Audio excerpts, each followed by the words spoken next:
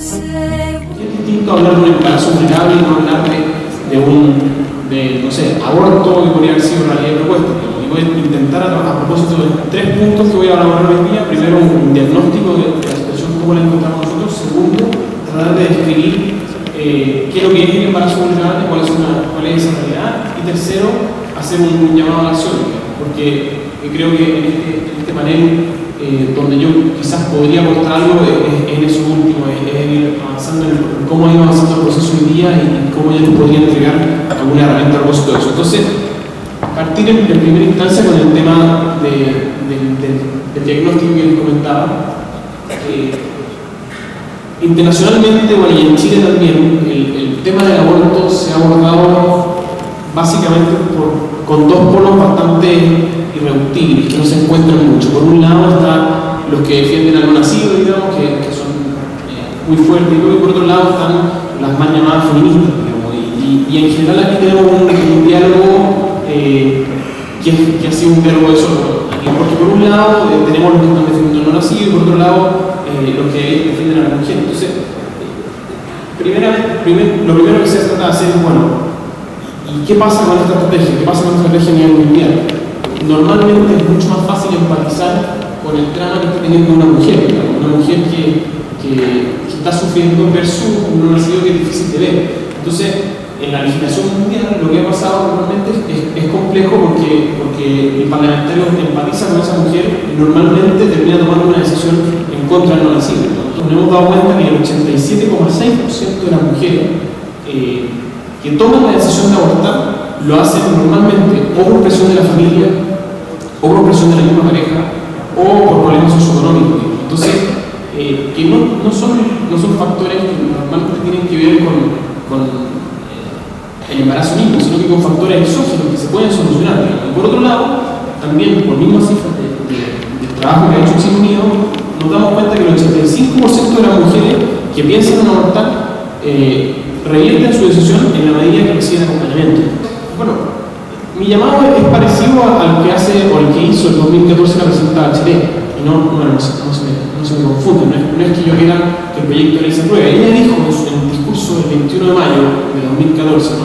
El recién pasado, que el aborto, y lo digo textual, cada aborto en el país es una señal de que como sociedad hemos llegado tarde. Yo también creo eso.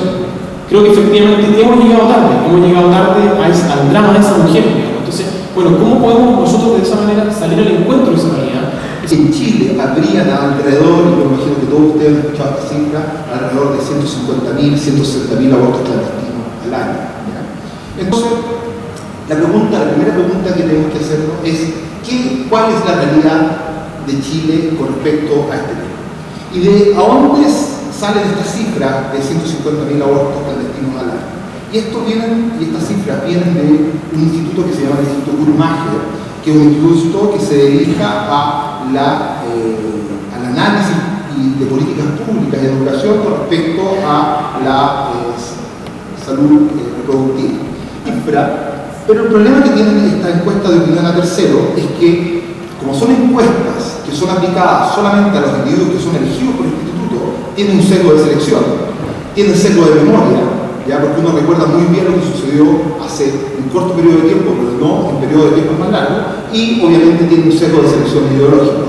Por lo tanto, estas cifras están absolutamente sesgadas. Y más encima, lo que hace este instituto es multiplicarlos por un factor. ¿Me puedes pasar la diapositiva? Y lo que hace es multiplicarlos por un factor y que lleva a una cifra estimada de aborto. Y estas son las cifras que se repiten alrededor de 150.000, 160.000 abortos clandestinos. Tenemos que entender que en Chile existen 250.000 partos al año. ¿De acuerdo? Si hubieran 150.000 abortos clandestinos y solamente una tasa de complicaciones de un 10%, habitualmente el aborto clandestino tiene una tasa de complicación de alrededor del 30%, pero sumamos un 10%, querría decir que tendríamos 15.000 hospitalizaciones más en los hospitales del país. Y es que esta forma de encuestar que tiene el Instituto Guttmacher incrementa las cifras en alrededor de 10 veces. Si ellos están calculando 150.000 abortos y nosotros, mediante un método epidemiológico, calculamos que pueden haber entre 8.000 y 18.000 abortos clandestinos, si calculamos el 10% de 150.000 abortos, llegamos más o menos a una cifra de que no debieran haber en Chile más de 15.000 abortos clandestinos. Ahora, ustedes dirán, bueno, pero 15.000 abortos clandestinos es una cifra muy importante. Pero este argumento no puede ser usado en el proyecto de ley, porque el proyecto de ley en las tres causales no ataca el aborto clandestino. El aborto clandestino no es una mujer que esté en riesgo vital, no es un niño que esté mal formado y no necesariamente son productos de violación. Por lo tanto, el aborto clandestino no se soluciona con el proyecto de ley y por lo tanto no se puede argumentar que para tener un proyecto de ley como el que se está discutiendo hoy en día en el Congreso tengamos que dar la cifra de aborto clandestino que potencialmente se tiene. Ahora, vamos al proyecto de ley que fue presentado por el Ejecutivo, y el proyecto de ley plantea que se pueda interrumpir el embarazo cuando existe peligro de la vida de la mujer embarazada, cuando el embrión o feto que padezca una alteración estructural congénita o genética incompatible con la vida intrauterina o un embarazo producto de una violación, y vamos a hacer un pequeño análisis de cada uno de ellos. Lo primer punto es que Chile es un muy buen país para nacer, muy bueno. ¿Ya? Las cifras de mortalidad materna, que es la muerte ocasionada por el embarazo, el parto o el puerperio, son de las mejores de América. La siguiente, las cifras de mortalidad materna, la siguiente, han ido disminuyendo, y yo este gráfico lo que muestra es que en el año 89 nosotros teníamos cifras de mortalidad materna que eran alrededor de 40, eran de alrededor de 40 por 100.000. Y fíjese usted, en el año 89, cuando se prohibió cualquier tipo de aborto, nuestras cifras de mortalidad materna siguieron bajando. Y tenemos cifras hoy en día que son 16 por 100.000. O sea, si tenemos 250.000 partos al año, es decir, que se mueran alrededor de 30 o 40 mujeres al año producto de complicaciones del parto, del embarazo o del puerperio. Y ninguna de ellas, de hecho, la cifra de por complicaciones del aborto, que son las barras en rojo, también siguen disminuyendo desde el año 89. Por lo tanto, este proyecto de ley no va a disminuir un ápice las cifras de mortalidad materna. Es una falsedad que se plantee que el proyecto de ley, en su primera causal, va a disminuir en nada la mortalidad materna en Chile. ¿Tiene consecuencias el aborto? La interrupción de la segunda causal, ¿tiene consecuencias para la mujer? Porque lo que asume el proyecto de ley es que una mujer que está embarazada de un niño con una malformación es mejor que interrumpa su embarazo, dado las consecuencias psicológicas que tiene continuar con el embarazo sabiendo que ese niño se va a morir, que continuar con ese embarazo. Eso es lo que plantean los legisladores de este proyecto de ley. Sin embargo, ustedes pueden dar vuelta a la literatura médica y no existe ninguna evidencia que señale que esto es una realidad. No hay ninguna evidencia que señale que el aborto es protector con respecto a la salud mental de la mujer al interrumpir el embarazo frente a un feto con malformaciones. No hay evidencia científica que apoye este supuesto. Es más, la evidencia científica aparece como que apunta en el sentido contrario. ¿Y cuál es esa evidencia científica? Y ya Nicolás la nombró de cierta manera. Existe evidencia científica biológica y evidencia científica psicológica. La evidencia científica biológica apunta que el embarazo y la interrupción del embarazo precoz es malo porque la siguiente puede generar prematurez. Existe cada vez mayor evidencia de pacientes que se realizan aborto o se realiza un aborto, el embarazo siguiente aumenta su riesgo casi en 2 veces de tener un niño prematuro. El problema de tener un niño prematuro no es menor. La prematuridad es la principal causa de mortalidad perinatal. Por lo tanto, si aprobamos una ley de este tipo, lo que estamos haciendo es produciendo un gran aumento o potencial aumento de la mortalidad perinatal, producto de un aumento de la tasa de parto prematuro, producto de la presencia de aborto y lo que va a suceder en los embarazos siguientes. Dame la siguiente. Y esto no lo digo yo, sino que lo dicen estudios que están publicados en las mejores revistas. Esta es una revista que se llama Human Reproduction. Human Reproduction es la mejor, la top one de la revista de obstetricia y ginecología. Este es un estudio que tampoco se hizo en el Vaticano, este es un estudio que se hizo en Finlandia por una universidad laica y por investigadores laicos. Y esta muestra claramente que las mujeres que tienen un aborto tienen una tasa de 1.69 de riesgo, casi 2 veces el riesgo de tener un aborto, un parto prematuro en su embarazo siguiente. Y si tiene 2 abortos, ese riesgo pasa a ser 3 veces. O sea, en un riesgo basal de un 6 a 7%, pasa a tener un 20%. 1 de cada 5 mujeres que hace un aborto, todo aborto va a tener una posibilidad de parto prematuro, lo que es una tasa altísima. Ahora, no solamente existe, dame la siguiente por favor, riesgo desde el punto de vista biológico y perinatal. También existe riesgo, y Nicolás también lo nombró, riesgo de cáncer de mama. Y ustedes se preguntarán, ¿qué tiene que ver el cáncer de mama con la posibilidad de un aborto? Bueno, existe una evidencia, y esto cada vez está apareciendo más en literatura, y lo que sucede es cuando una mujer está embarazada, los cambios hormonales que tiene embarazo hace que las células que están en las mamas sean células que son inmaduras, pero a medida que va avanzando el embarazo, esas células pasan a ser maduras. Si se interrumpe el embarazo, esas células quedan inmaduras y por lo tanto tienen más riesgo de cáncer, se quedan detenidas en su estado de madurez y por lo tanto aumenta el riesgo de cáncer en esas pacientes. Por lo tanto, y estos son estudios, da lo mismo si no alcanza a ver la cifra, estos estudios son metaanálisis, que son los estudios más potentes desde el punto de vista epidemiológico, que muestran que aumenta el riesgo de cáncer de mama en pacientes que han hecho abortos del primer trimestre. Ahora, también hay consecuencias psicológicas, no son solamente consecuencias biológicas. Y existe un numeroso estudio que muestra que el aumento de la necesidad de terapia psicológica, aumenta la incidencia de síndrome de estrés por aborto, disfunción sexual en las pacientes que tienen aborto, ideación suicida, aumento del tabaquismo, abuso de alcohol y droga, aumento de la incidencia de divorcio, negligencia y abuso en el manejo de los niños. De hecho, el Royal College of Psychiatry, hace un par de años, poco más de un par de años, esto sucedió cuando yo estaba en Inglaterra, lo que señaló fue que ninguna paciente podía hacerse un aborto sin tener una evaluación psiquiátrica previa, porque dado el riesgo que esa interrupción del embarazo podía generar, las pacientes tenían que tener una evaluación psiquiátrica y advertirles que tenía un aumento de potenciales consecuencias desde el punto de vista mental. Por lo tanto, no es cierto que el aborto sea protector frente a un embarazo vulnerable. De hecho, la evidencia apunta en el sentido contrario, que el aborto tiene consecuencias desde el punto de vista biológico, perinatal, desde el punto de vista de la salud de la madre, desde el punto de vista de su mortalidad, que la mama es una de las principales causas de mortalidad en la mujer, y también tiene consecuencias desde el punto de vista psicológico. Vean la siguiente. Ahora, en el tercer caso, con respecto a la violación, es un caso bastante complejo y la verdad es que es imposible tratar de simplificarlo, al menos en una presentación de 20 minutos. Cuando nos hablan de violación, lo primero que se nos viene a la mente es un enajenado, un desgraciado, que ha tomado o a nuestra señora, a una de nuestra hija, y la ha violado, y de producto de esa violación se ha producido un embarazo. Y frente a esa situación dramática, realmente dramática, uno se cuestiona la posibilidad de si esa niña, mujer, tiene el deber de continuar con ese embarazo. Pero esa no es la realidad de la violación del embarazo. Esa es la realidad de la violación. Pero ese tipo de violación, esa violación puntual, hecha por ese violador, ese legúmeno, no produce embarazo. Ahora, ¿eso significa que la violación no produce embarazo? No. Significa que las mujeres que se embarazan producto de violación son mujeres que son violadas iterativamente, repetidamente, habitualmente por alguien que tenía el deber de cuidarla. Por lo tanto, tenemos niñas o adolescentes que viven bajo el mismo techo con un violador, que es habitualmente el padre o el padrastro o un hermano, que las viola iterativamente y producto de esa violación iterativa es donde se produce el embarazo. Entonces lo que nos tenemos que preguntar es si este proyecto de ley, ¿a quién va a defender?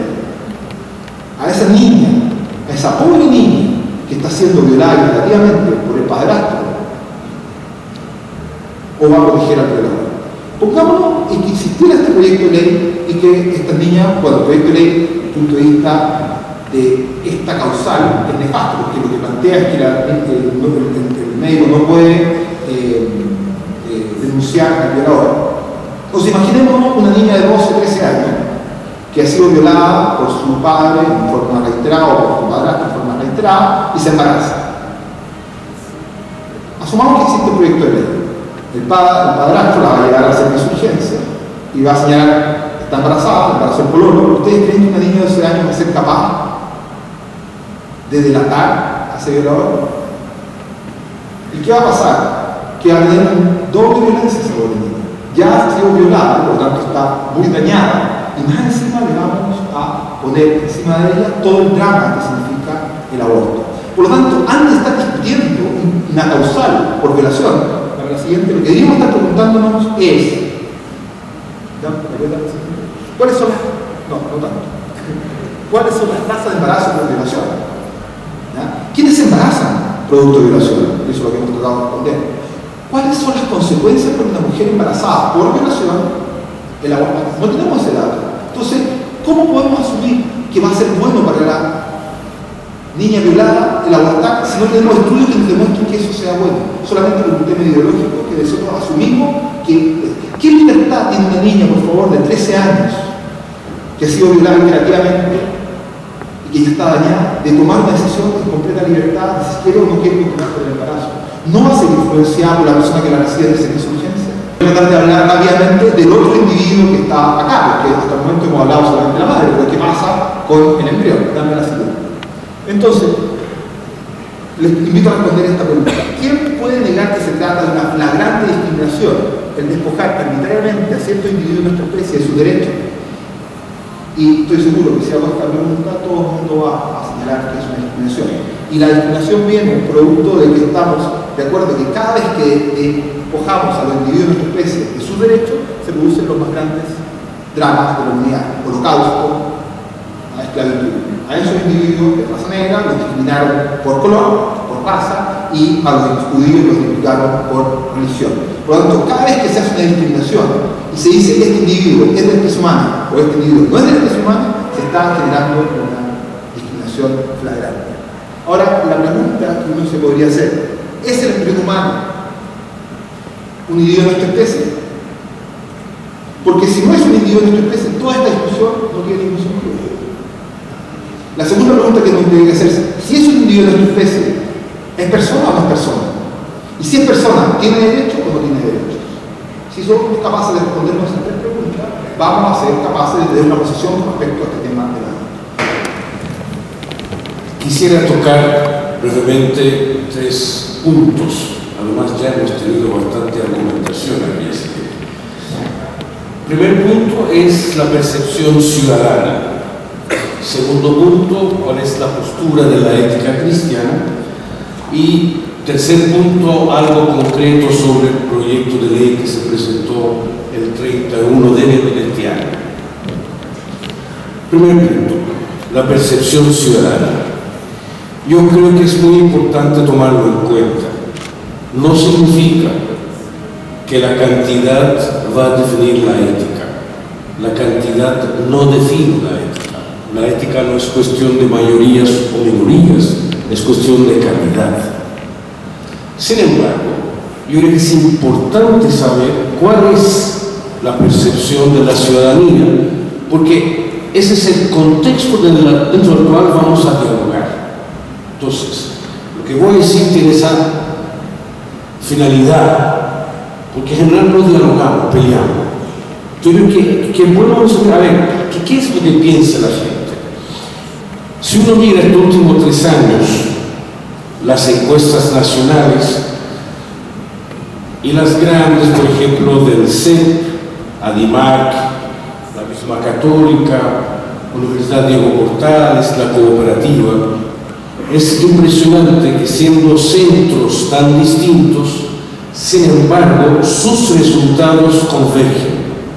Eso es muy notable, porque obviamente cada centro tiene su metodología.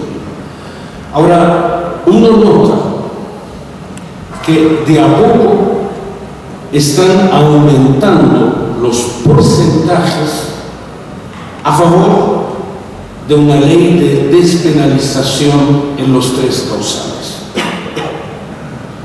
Mientras que los porcentajes de los que están en contra de cualquier legalización del aborto y los porcentajes de aquellos que están a favor de una legalización del aborto disminuyen. ¿Qué significa eso? Significa que en la sociedad pareciera que la pregunta no es tanto sí o no al aborto, sino tiene que haber algunas causales, algunas situaciones en las cuales vamos a despenalizar el aborto. No sé si me explico.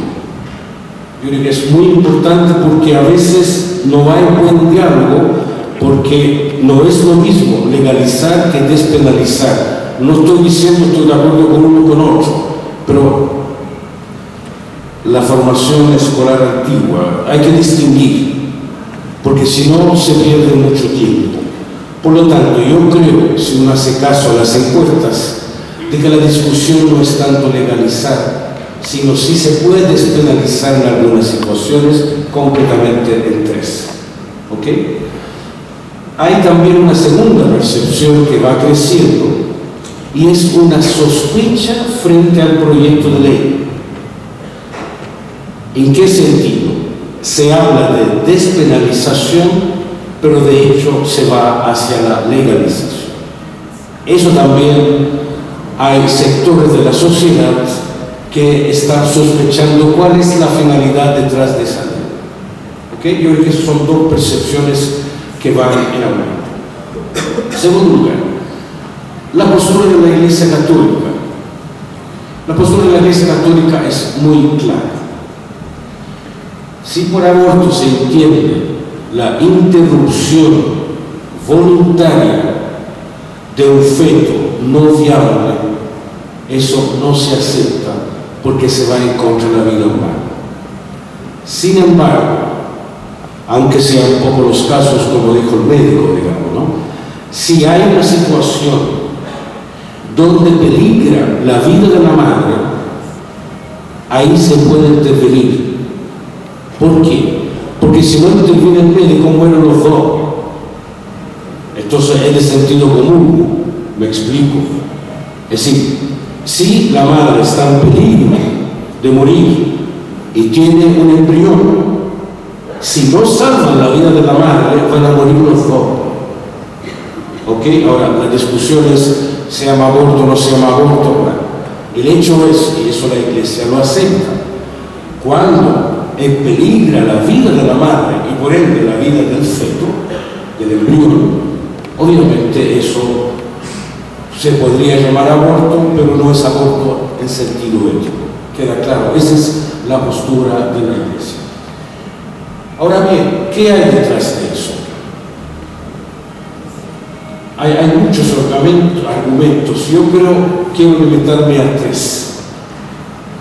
Desde el punto de vista de la ética cristiana, nos entendemos dentro de dos referentes básicos: creador y criatura.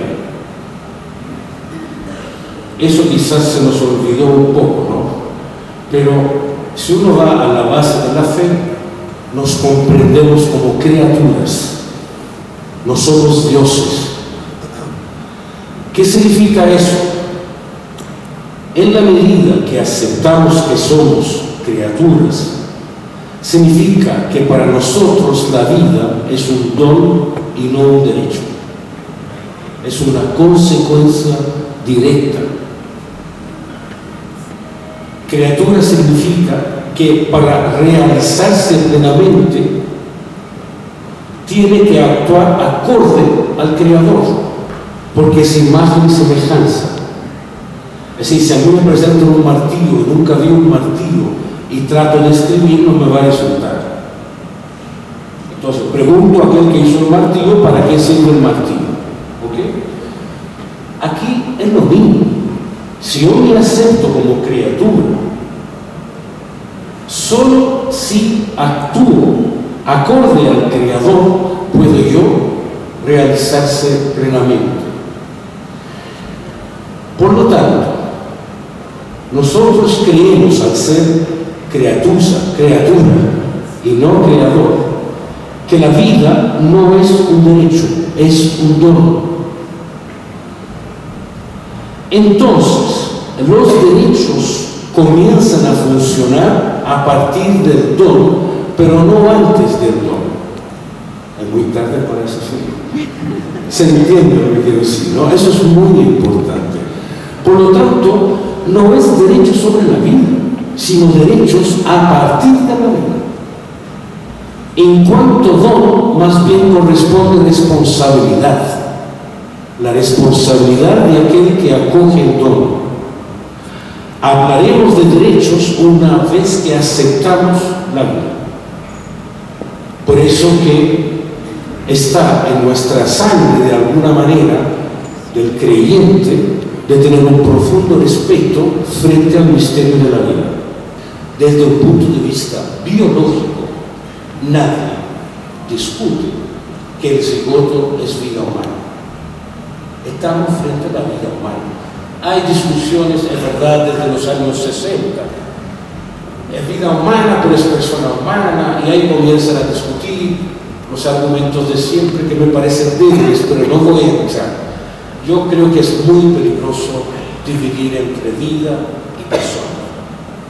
Yo lo encuentro peligrosísimo. Porque definir, por definición, es eliminar. ¿Sí? Cuando yo defino, lo defino que no es eso. Entonces, seguir esa discusión, además nunca vamos a llegar a algo tan concreto. ¿Qué es lo que distingue vida humana de persona humana? No es una cuestión de cantidad, es, como bien se decía, un desarrollo.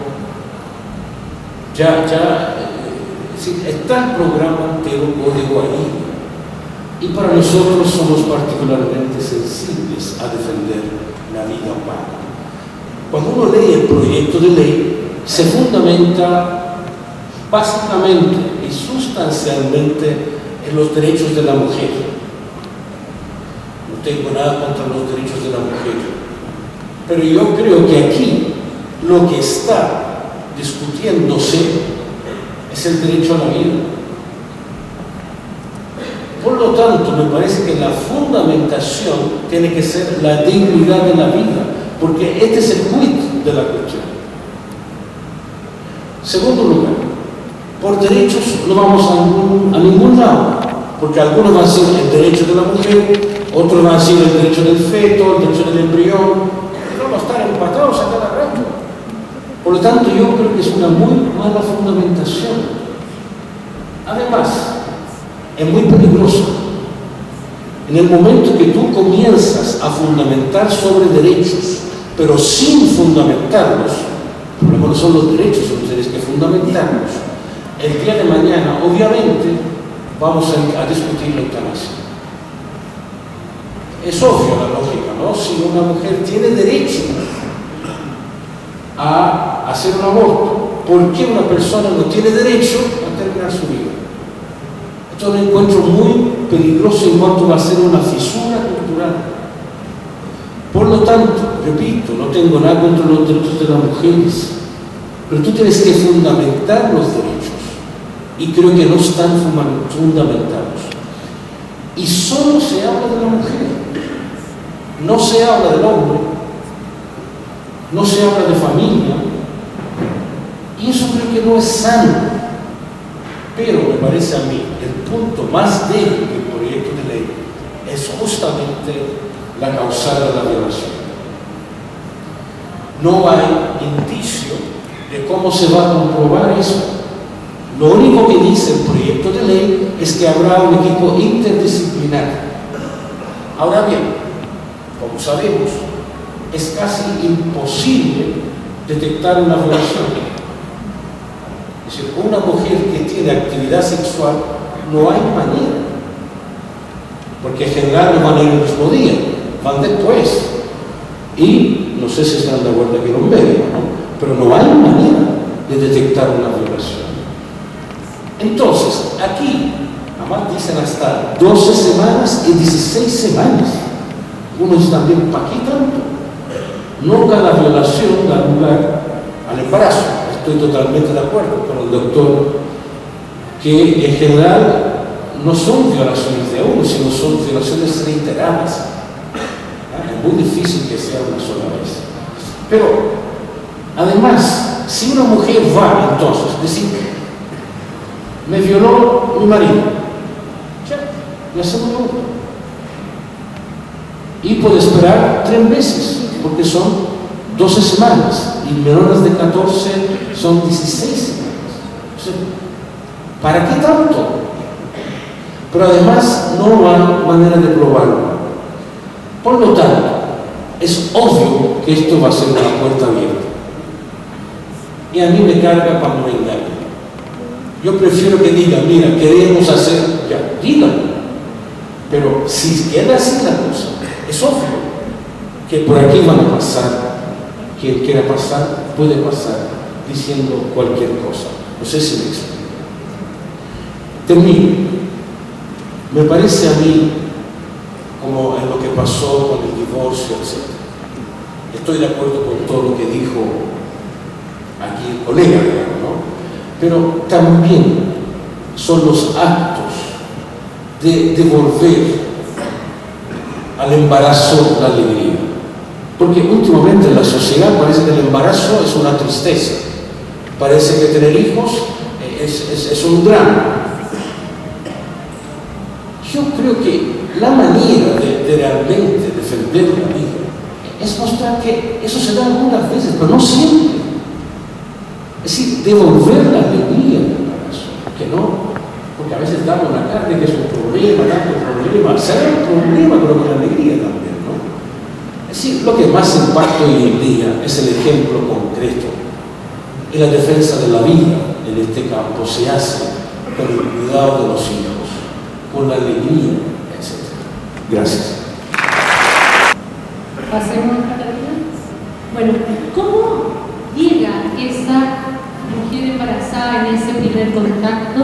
La verdad que llega muy angustiada, desolada, con mucho pesimismo, sin ver otro camino, únicamente pensando que en realidad la solución es el aborto.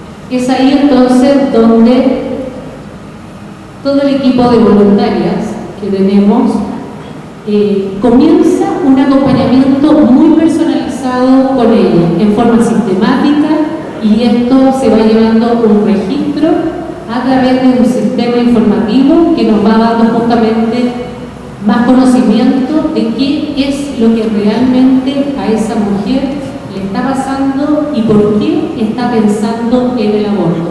Es ahí donde nosotros decimos la verdad, que la mujer no toma la decisión en forma libre, sino que está cohesionada y presionada con su entorno más cercano. Un 44% de ella está pensando en el aborto porque su padre o su madre la están presionando para que tome esa decisión.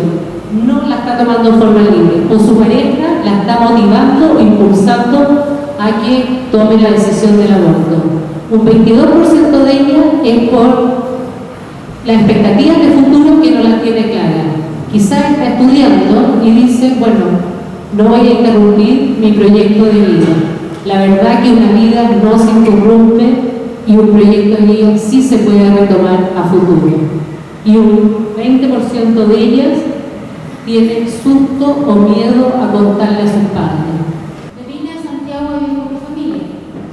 Pasó un tiempo y yo tuve una pareja, en el cual 2 meses después de haber terminado con él, yo quedé embarazada. Le conté a él y lamentablemente él no quiso. Pasa muchas veces, ya en estos tiempos pasa mucho que ellos no quieren responder. Lamentablemente yo tuve que asumir sola. Tenía miedo, mucho miedo, como dice Verónica, tenía mucho miedo porque no sabía cómo contarle a mis padres. Mis padres son muy a la antigua, yo esperaba que yo me casara de blanco y en realidad no sabía qué hacer en ese proceso. Y les conté, lamentablemente les fallé y tuve que irme de la casa porque no aceptaron eso. En ese momento no tuve el apoyo de ellos. Me fui a la casa de una amiga, la cual tenía una pieza que era pequeña. Ella vivía con su marido y su hijo, que tenían una pieza, y yo dormía en la cocina. En la cocina tiraba un colchón, yo ahí dormía embarazada. Llegó un momento que fue tanto que ya no daba más y el esposo de ella me dice, ¿sabes qué? Yo tengo un contacto, me dijo, que se llama Chile Unidos, que te pueden ayudar.